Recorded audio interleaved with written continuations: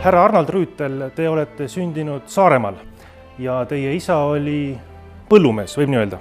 Kuna minu esimene elukutse püsiv töökoht oli karjapoiss olla, siis nii isa kui ematalu karja ajasin ma hommikul karjamaale, õhtul tagasi ja mul oli alati siis luba, et kui ma olin karja ära ajanud, et kuni lõunani ma võisin olla mere ääres ja ka lõunasöögiks tuli koju tulla.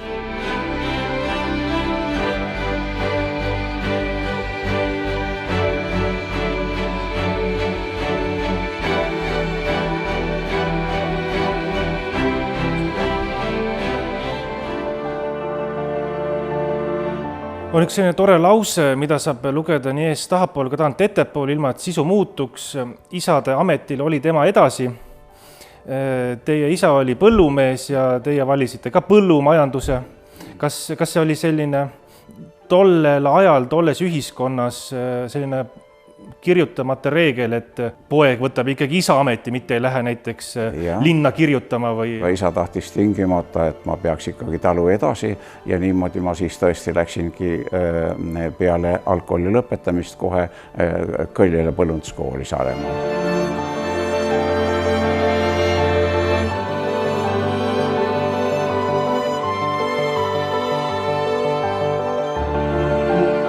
Tuleme nüüd sisemaale natukene ajas edasi. Jäneda põllumajandustehnikumis olite te 40-ndatel, õppisite. Me Kõljelast läksime mitu noormeest edasi õppima sinna, aga olime 6 aega hiljaks jäänud ja vastuvõtt oli juba ära olnud ja konkurss oli väga suur olnud, 3 inimest ühele kohale. Ja jõudsime siis rongiga Jäneda jaama õhtul väga hilja ja siis ööbisime seal kaerarõukude all Jäneda jaamas ja sealt siis hommikul läksime Jäneda lossi ja otsisime kohta, kus siis et küsida, kuidas ja tahaksime õppima asuda. Meid võeti siiski vastu. Et hinded olid nii head ikka? Tagant järge teha, need tegime ära, aga tegime hästi ära. Ja saimegi Jäneda õpilasteks ja jäimegi kohe Jänedale. Ma aeg-ajalt sõidan sealt Jänedalt mööda ja mulle praegu kangastub, et seal on üks silt president Rüütli terviserada. On küll, sest ma tegin ikkagi, talvel 10 kilomeetrit kohe paar korda nädalas tingimata kohe selle suusarajal seal. See on väga ilus künklik maastik on Jäneda ja see oli ideaalne lihtsalt ennast vormis hoida, sest et ma tegin tõsiselt sporti sellel ajal ja Miks teist ei saanud näiteks võrkpallurit või suusatajat? No, eks oleks võinud minna võib-olla tõesti kuskile tunnustatud meeskondadesse mängima, aga selle peale ma nagu ei mõelnud üldse. Ma kujutasin ikka ette, et põllumajandus on minu elukutse ja sellel ajal kuni küüditamiseni ma kujutasin ette oma isa ja ema talu arendamisest mõtlesin, eks ole.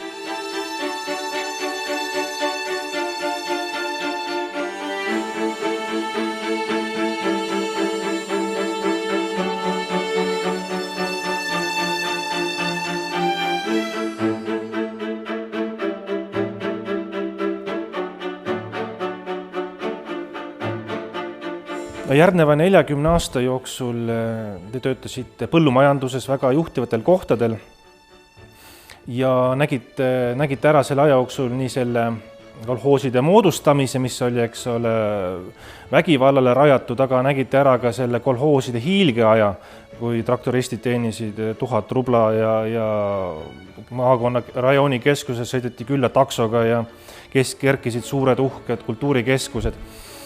Et kas, kui me jätame selle vägivalla aspekti kõrvale, et millise hinnangu te siiski annate selle kolhoosi korrale? Et kas ta nagu põhimõtteliselt toimis? Põhimõtteliselt võiks nagu toimida, sest et nii nagu ma ütlesin, keskelt läbi 30 hektarilised talud olid, seal on raske kasutada kaasaegset tehnikat, ütleme, aga põhimõte oli täiesti väär. See, mis oli sajanditega loodud, ja välja ostetud, näiteks minu ema-isa talud osteti välja ja maksti veel sellel ajal 30ndatel aastatel veel maksti selle talu eest, et välja osteks ole. Siis mindi kolhoosi ja kogu vara oli juba suhteliselt ka kaasaegne tehnika näiteks meil kodus. See lihtsalt tuli kolhoosi anda ja kogu lugu ja maa täiesti nii samuti, eks ole, mille eest oli nii palju tööd tehtud, eks ole, ja kokku hoitud, et see vara muretseda. See oli kõigepealt absoluutselt ebaõiglane. Ja teine moment, ühiskondlikult selliselt kujundatud organisatsioon ei olnud usalduslik, et ta mingil määral hakkas reaalselt toimima, võttis aastaid.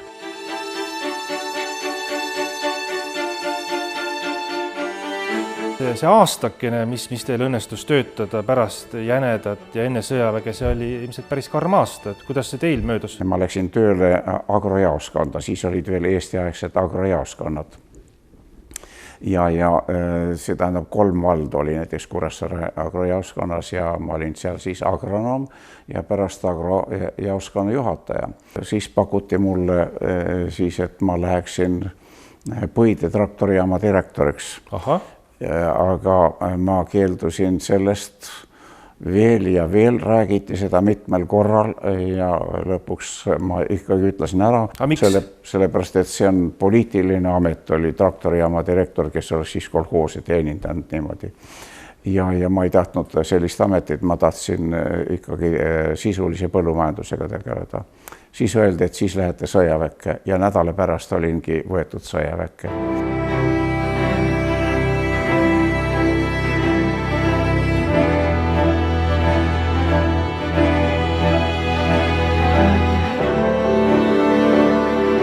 Saaremaal olles ja astusin mittestatsionaarselt Tartu Ülikooli põllumajandusteaduskonda ja praktiliselt esimese kursuse lõpetasin. Aga see 5 aastat oli vahet, sõjaväest ei lubatud õppida ja ma pidin alustama nullist, sisseastumise eksamit tegema. Esimene kursus kõik tuli täiesti uuesti teha.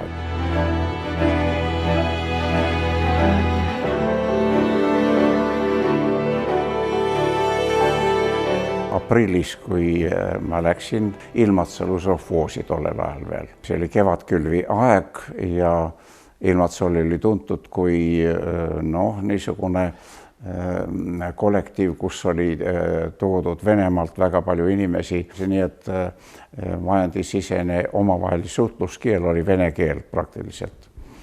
Ja muidugi napsu võtmine ja niisugused asjad kõik, igasugune korralagedus oli erakordne kohe. See anti siis Loomuse instituudile Tähtvere katsebaasi kõrvale, nagu et laiendada katsebaasi. Muidugi ma suhtusin karmilt sellistesse asjadesse nagu viina võtmine ja muud taolised. Sai põllult võtta traktoristi maha kohe, traktor jäi põllule ja mine koju ära kogu lugu. Ja terveks aastaks kõik preemiad ja toetused maha sellega, kui sa jood. Kuni selleni, et mõisa vahel pühapäeval ei tohtinud ka purjus peaga ringi käia. Nii karmilt sai tehtud ja samal ajal võtsime kooli enda hoole alla kohaliku jalgkooli. Lastele kooliriided, vihikud, raamatud, kõik ja koolitoidu muretseda, perekonna eest hoolitsesime. Ja 1 aastaga oli kord majas juba kevadkülvi lõpuks.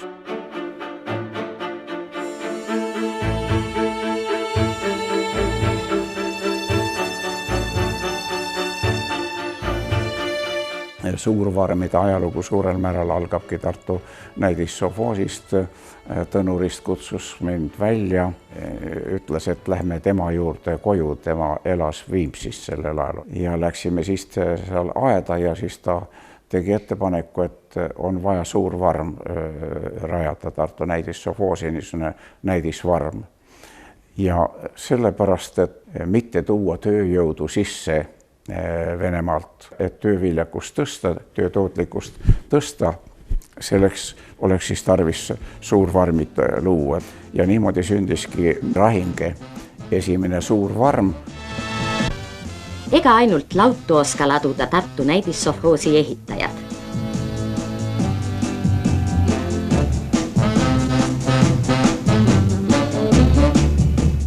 Maarahva talispartakiaadi tõstevõistlusi kutsus sovhoosi direktor Arnold Rüütel pidama vast valminud võimlasse.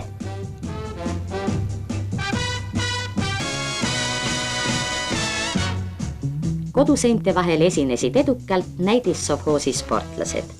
Kasu on spordile ja sovhoosile. Tugev põllumees on tööl mitme eest.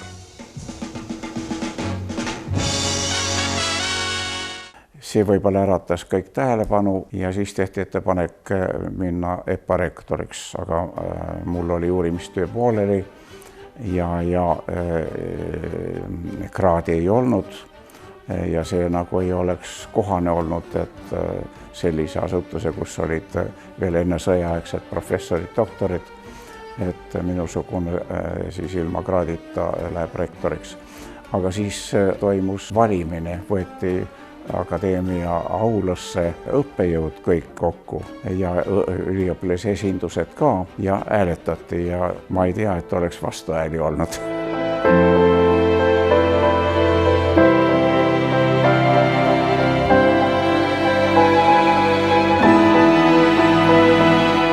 See kõik oli väga huvitav ja pakkus rahuldust, aga muidugi siis ükskord käbin kutsus välja ja tegi ettepanek, et on vaja Tallinna minna. Ma ütlesin sellest ära ja läks mõni aeg mööda ja kutsuti veel, ütlesin veel ära ja jällegi mõne aja pärast uuesti. Jutt on siis EKP Keskkomitee sekretäri tööst. Tegelikult teid keelitati ja meelitati ju STNSV absoluutsesse võimu tippu. Et see sekretäride seltskond oli tegelikult absoluutne olümpos. Põllumajandussekretärina mina ei olnud tagatoa meeskonnas, ei käbine ajal, rääkimata Vaino ajal, eks ole. Ja Vaino ajal täpsemalt oli veel niimoodi, et ta vallandas mind vana aasta õhtul ja ütles, et ma ei sobi poliittööle, millega ma olin nõus sisuliselt. Oli konsulteeritud ka Gorbatšoviga tollel ajal. Gorbatšov oli põllumajandussekretär sellel ajal.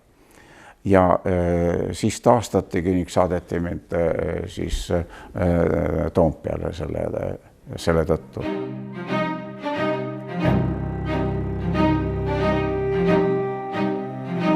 Kuidas sa portreteeriksid Rüütlit kui poliitikut? Mis mees ta oli tol hetkel poliitikuna? Ennast nüüd sinna tagasi mõelda on üsna keeruline, sellepärast et kuni tolle hetkeni meie suhe, kes me siis elasime poliitikutesse, oli kõike muud kui tänases mõttes poliitikusse. Need olid mingisugused näod ajalehes või plakatitel või kellest me teadsime, et nad ei ole nagu meie poolt valitud. Nad realiseerivad mingisugust kõrgemalt poolt tulevat võimu Eestis ja et nad ei ole lihast ja luust, et nendes on mingisugune muu ollus, mis neid üldse koos hoiab, neid tegutsema paneb ja selle suhtes oli see mulle väga suur üllatus, et üks selline inimene, kes just nagu peaks teisiti oma rolli enda jaoks mõtestama, räägib sellist juttu. Nii et see oli kindlasti meeldiv üllatus ja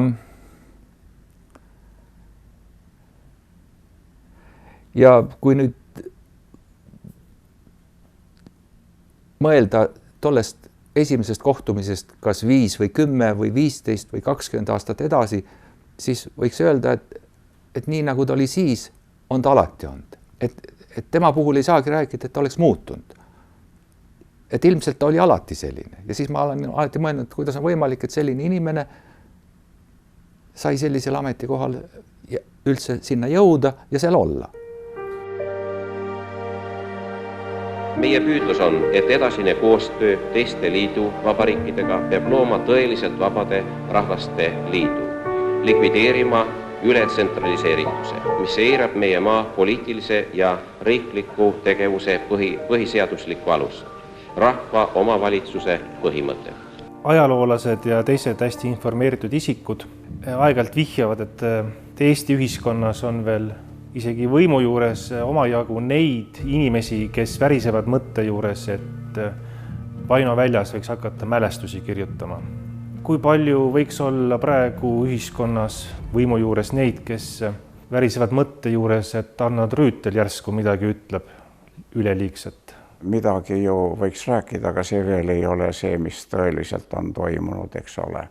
Et toimunud on ikka ülimalt pingelisi olukordi, sellepärast, et Moskvas tajuti väga hästi, mida tähendas suveräänsusdeklaratsioon või OMON-i mitte tegemine või näiteks valimisseadus ja muud taolised asjad nõnda, et see on ju puhas Nõukogude Liidu lõhkumine, eks ole.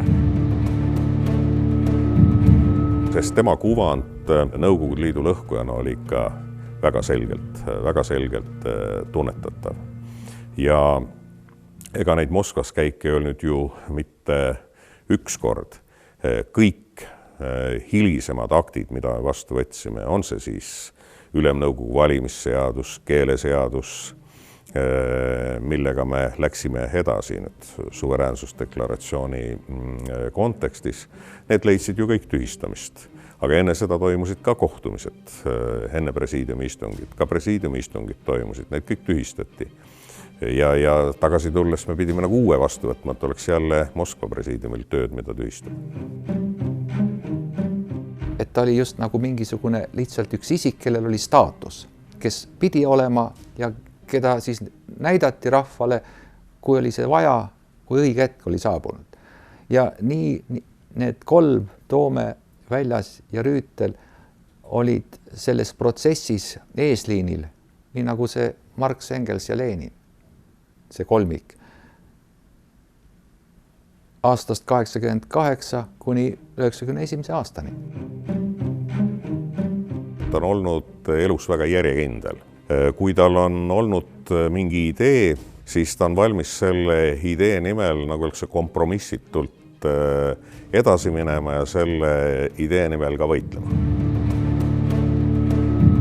Ilmselt jätkas Arnold Rüütel seda sama tegevust, mis ta ka varasemalt tegi, kui me esimest korda kohtusime, et ta hästi palju inimestega suhtles, kutsus neid välja, rääkis nendega, püüdes neid veenda, püüdes ka neid nii-öelda, kes ei olnud nii-öelda meie, püüdis nendest meid teha. Nii et ma arvan, tema roll pidi olema nii-öelda varjatuna suurem, kui see välja paistis. Och Estlands president var på defensiven när han sen fick ordet I debatten. И я заверяю вас, что мы на социалистическом пути развития даже в голову не пришло, чтобы это мог быть как-то по-другому. Kui Moskvas 4 meest tegid ettekande ja nõudsid, et Nõukogude Liidu lõhkujad tuleb kohtu alla anda, ei ole välistatud, et seal on ka minu nimi olnud sees. Ja viimati nüüd prokurörile veel esitati need nõudmised, aga veel tegudeni ei ole jõutud. Nii et ma olen tuntud ja minu nimi jookseb läbi Nõukogude Liidu tolleaegsete juhtide, nõunike, abide, mälestuste raamatust kui Nõukogude Liidu lõhkuja ja sedasama suveräänsusdeklaratsiooni, millest siin jutt oli, see pani aluse Nõukogude Liidu lagunemisele.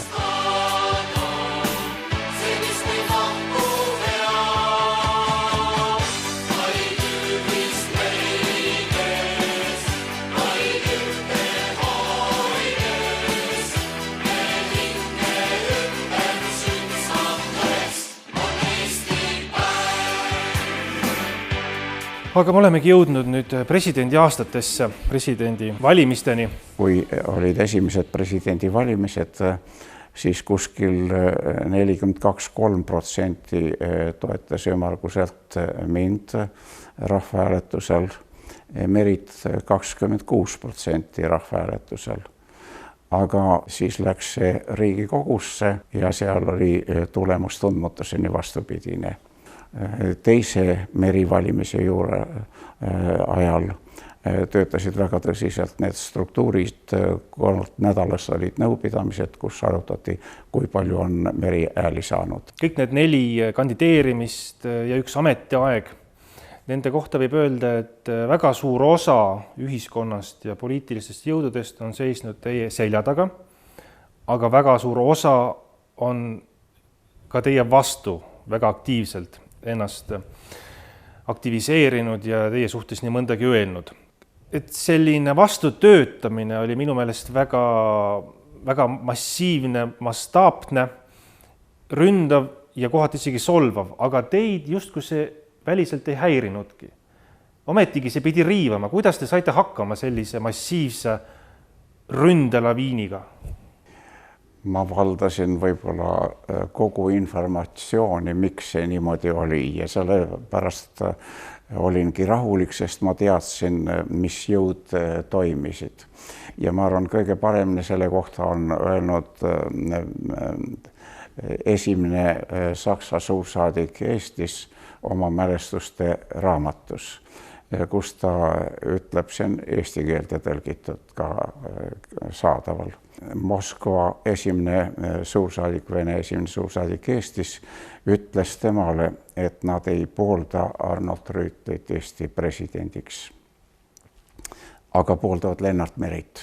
Kui me vaatame siis elanikkonna struktuure ja jõudude struktuure ja varjatud struktuure, ma ei hakkaks neid numbreid ütlema siin praegu, aga mulle ütles siis, kui me iseseisvuse välja kuulutasime 2 päeva hiljem, ma sõitsin Moskvasse ja nõudsin KGB ülemi juurde vastuvõttu.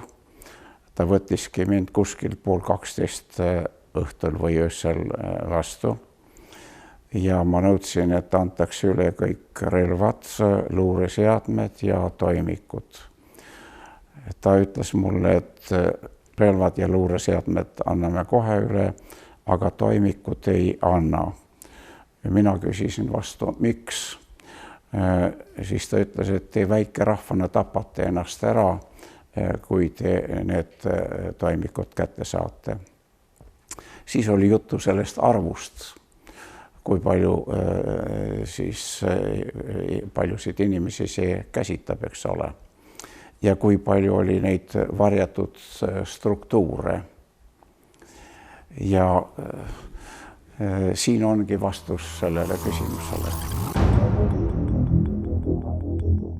Meie ettevaatamatud sammud oleks võinud tuua kaasa reaalseid sanktsioone, sest olukord oli ettearvamatu. Tagurlikud jõud, ütleme, Kremlis hakkasid kindlustama oma juhtpositsioone. Gorbatšov päris täielikult ju enam seda mängu ei juhtinud. Ja siis tuli ka konspiratsiooni reegleid järgida. Konspiratsioon oli see, et tõesti kabinettidel me eeldasime, et seal võisid olla ka teised kõrvad.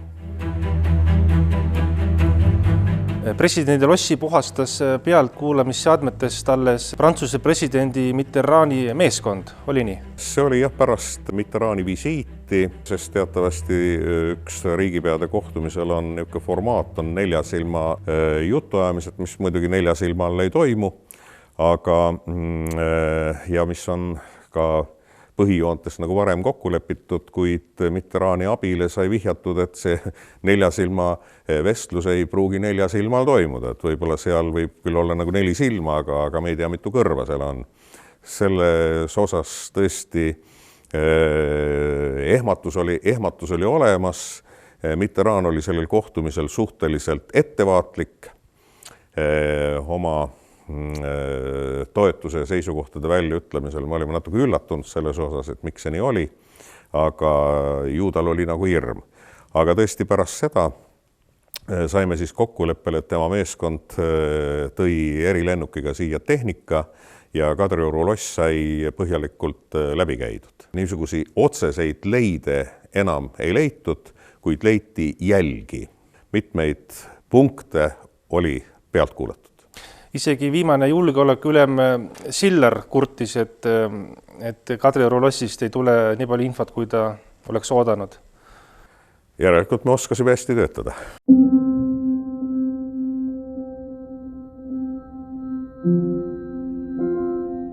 Minul on üks kummaline juhtum, see on aastast 1992. See oli esimest korda, kui Eesti osales Expo maailma näitusel, nii kui me augustis oma iseseisvus välja kuulutasime, siis mõni päev hiljem helistas mulle Lennart Meri, tollane välisminister, ütles, et vaat, Ignar, nüüd on selline asi, et mulle helistas Hispaania välisminister, et nüüd järgmisel suvel on Sevilla maailmanäitus ja et Eesti võiks seal nüüd osaleda kui riik. Mina arhitektina siis seda aega ei olnud enam. Sellesse protsessi peakorraldajana sain kaasatud ja viisin seda nii-öelda kuni lõpuni ja nagu Expodel ikka on siis rahvuspäevad. Ja ka Eestil oli rahvuspäev ja siis saabus sinna ka delegatsiooniga Arnold Rüütel. Oli ka Arnold Rüütlil siis 3 kohtumist teiste riikide riigipeadega. Üks nendest oli Ungari kirjanik ja toonane president Könš ja siis mind võeti tõlgiks. See kohtumine, see kestis vähemalt 2 tundi. Arnold Rüütel hakkas rääkima sellest meie loost. Minu meelest see pidi algama juba küüditamise ajast, aga võib-olla ka hilisemast ajast. No, ma tõlgin, see üks lõik on mingisugune 1,5 minutit, tõlgin ära, lühike vastus, ta jätkab ja ühel hetkel hakkab see Ungari mees küsima midagi tolle hetke kohta, mis on 92 Eestis, kuidas me saame nii-öelda vähemustega hakkama, mis on meie plaanid. Ma esitan selle küsimuse, aga Arnold jätkab ikka oma lugu. Ta on jõudnud juba 87. aasta sügisesse või 88. aasta algusesse. Lõpuks ta jõudis ka kuskile sinna, kus ta oli Moskvas ja pidi seisma vastu punetava näoga sellele, kui kästi, et ta loobuks meie suveräänsusdeklaratsioonist. See oli teine tund, aga selleks ajaks ma olin juba iga tõlke järel, mis ma tema juttu tõlkisin, ma pidin vastama ka Ungari presidendi küsimustele. Ja samuti ma esitasin selle küsimuse uuesti ka siis jälle Arnold Rüütlile, aga ta jätkas oma lugu.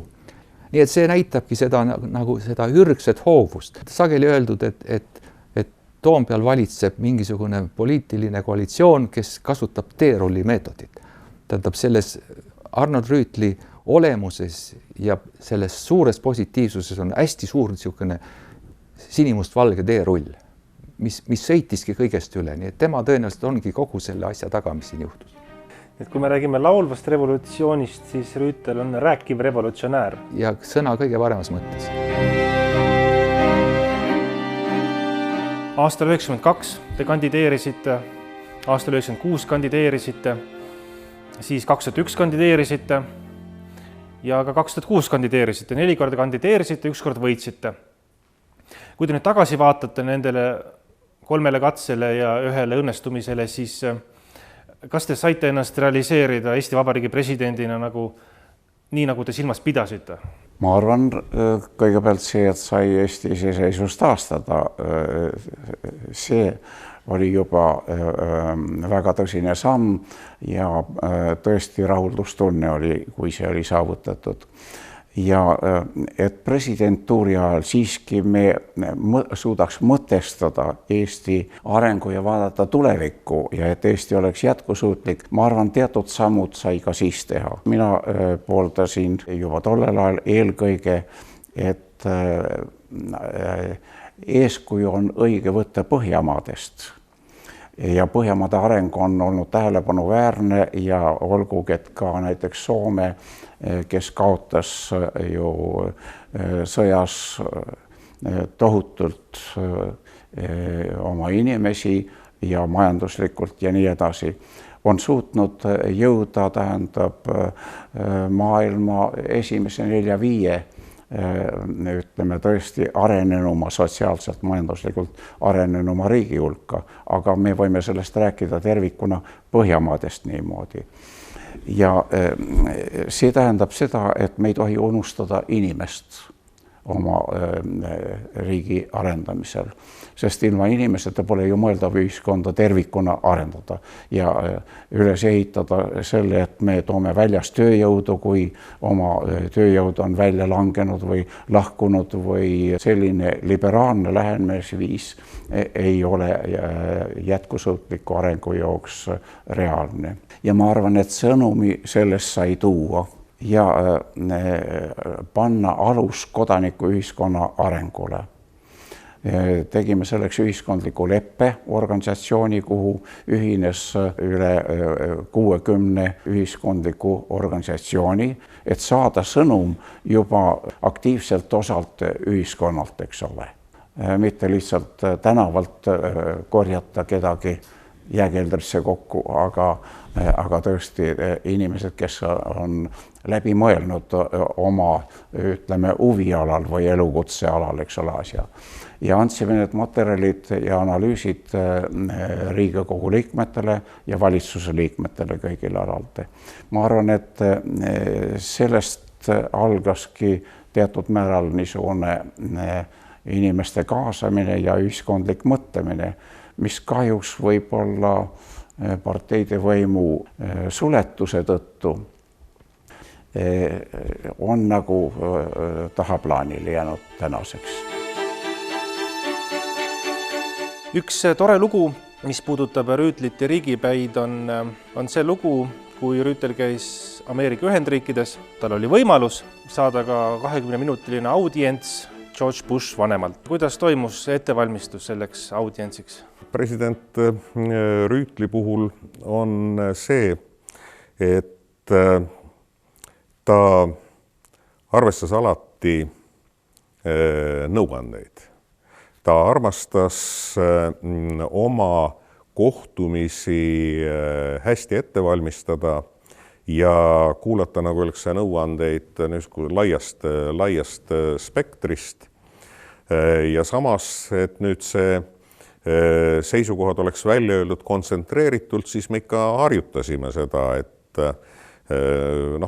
tuli aru saada, teemade ring oli väga suur ja väga lai. Ja siis tuli nagu prognoosida, et mis on need kõige niisugused olulisemad teemad. Ja ka president Bushi kohtumise ettevalmistamist me valmistasime ette selliselt, et koos siis välisnõunik Raul Mälguga, et mina olin siis president Bushi rollis ja siis provotseerisin teatud erinevaid küsimusi ja president Rüütel läks sellesse rolli väga hästi sisse, nii et mul oli tema poolt olla au nimetatud ka president Bushiks. Nii et asi toimis. Ja kuidas audients ise välja nägi siis õige George Bushiga? Sellel ma juures ei olnud, aga nii nagu minu kolleegid ütlevad, sõnum jõudis täpselt ja kontsentreeritult kohale. Ja treeningust oli kasu? Treeningust on kasu. Millega te praegu tegelete?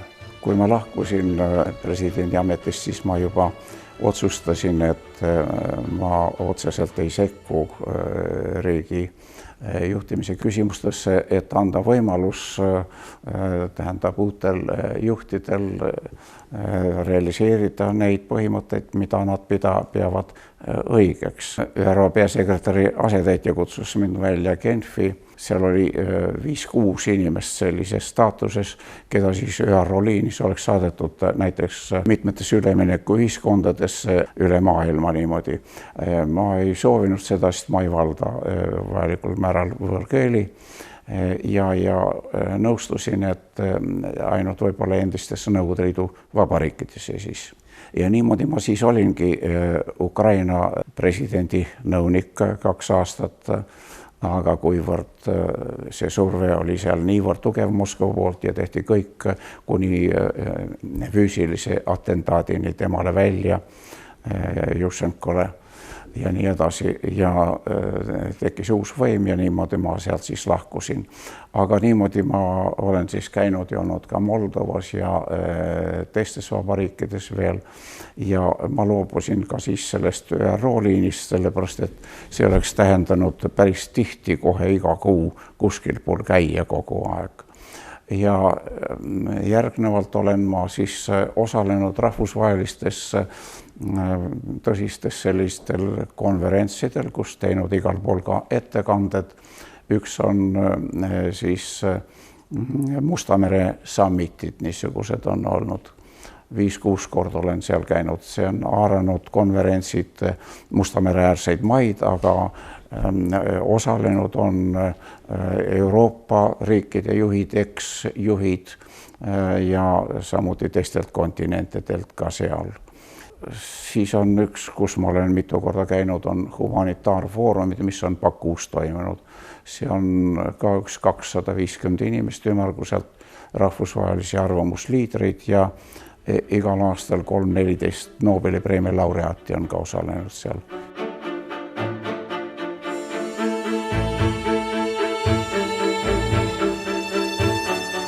Hetkel on meil aasta 2016, jaanuar. Hetkel on Arnold Rüütel ka poliitiliselt mõnevõrra tegev, mitte küll aktiivselt, aga kaudselt. Ta on EKRE auesimees. Kuidas kommenteerite seda kuuluvust? Milline võiks olla Arnold Rüütli seos siis selle poliitilise jõuga, mida esindab EKRE? Rüütli erakonnastumine algas põllumeeste ja maaparteide kontekstis ja mis on olnud üheks tema niisuguseks põhiväärtuseks, on väga selgelt rahvuslikud väärtused. Kuidas kaitsta rahvuskultuuri, rahvusidentiteeti ja ma arvan, et nüüd need erakonnad, mis on olnud EKRE eellased, on neid seisukohti ka hoidnud ja neid seisukohti ka propageerinud, kaitsnud ja võib arvata, et see niisugune tema personaalne kuulumine või siis sattumine EKRE-sse on sellest olnud tingitud. Kas on mingi ühisosa Arnold Rüütli ja näiteks Mart Helme vahel? Ilmselt ei saa kunagi erakondlikku kuuluvust, eks ole, siduda selle juhiga, kes on eesotsas, kuid ilmselt kui vaadata EKRE, nagu öeldakse seda poliitilist spektrit laiemalt, siis seal on kindlasti neid elemente, mida Rüütel aktsepteerib, aga ma arvan kindlasti seal on ka elemente, mis ka tema poliitilistes arusaamades kohta ei ole leidnud.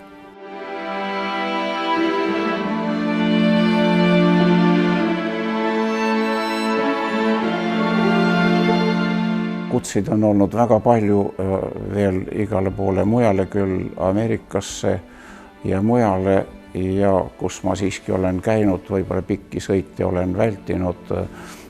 Berliini kultuuridiplomaatia instituut on niisugune, ma olen selle liige, seal on ka põhiliselt poliitilised arvamusliidrid ja paljud ekspresidendid ja peaministrid, umbes 8-90 inimest seal.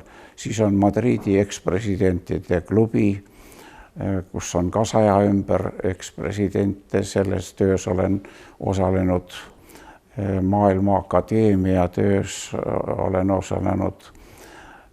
Siis olin Filipiinidele kutsutud, kus oli siis maailma poliitika arutelud, seal juures Nõukogude Liidu lagunemise küsimustik. Sellel aastal olin viimati veel Kesk-Aafrikas, Marokos, seal oli samuti maailma arengu küsimus ja just nimelt suurel määral need probleemid, mis praegu Põhja-Aafrikas toimuvad ja ütleme need sõjad ja vastuolud ja inimeste põgenemised ja nii edasi. Aga ma olen saatnud veel oma ettekandeid lihtsalt filmina siin näiteks Lõuna-Koreasse ja mitmele poole mujale veel lihtsalt olen tutvustanud nendes Eesti arengu küsimusi ja arvamust nende teemade kohta, milliseks võib kujuneda maailm. Nii et niimoodi ma olen tegelenud praegu. Aga peale selle muidugi oma selliste kodumaal siiski, et ma olen Looduskaitseseltsi loomise juures olnud selle kauaaegne esimees ja auesimees. Looduskaitseseltsiga aitan kaasa Eesti klubi, rahvuslik klubi niisugune, sellele aitan kaasa, selle koosolekutel käin igal pool ja terve rida veel nagu Roheline Rist, looduskaitse küsimus, Hoia Eesti merd, loetelu jääks pikaks veel, kus ma olen olnud esimees ja osaleja ja haridusselts, Forselius selts näiteks. Pluss veel see popsi kohakene seal Saaremaal. Jah, see on jah peale kõige muu, et sinna kõik jõuate? Me oleme nüüd, kui ma olen erru läinud, siis me oleme püüdnud abikaasaga vähemalt 2 kuud olla juuli ja augusti seal. Ja kadakaid raiuda, näete, näpudki praegu veel viga saanud.